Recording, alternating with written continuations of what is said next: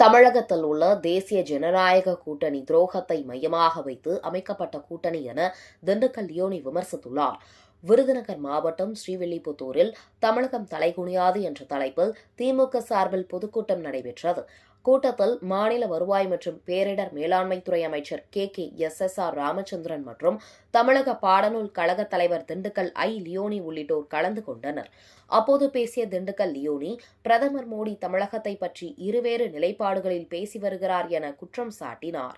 மேலும் அதிமுக தலைமையிலான தேசிய ஜனநாயக கூட்டணி துரோகத்தை மையமாக கொண்டு அமைக்கப்பட்ட கூட்டணி என்றும் விமர்சித்தார்.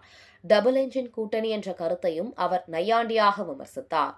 தொடர்ந்து பேசிய அமைச்சர் KKSSR ராமச்சந்திரன், மகளிர் உரிமை தொகை வழங்குவதில் அரசு தீவிரமாக செயல்பட்டு வருவதாக தெரிவித்தார். பல பெண்களுக்கு திட்டத்தின் பலன் கிடைத்துள்ளதாகவும் சிலர் நிலுவைத் தொகையும் வழங்குமாறு கோரிக்கை விடுப்பதாகவும் கூறினார்.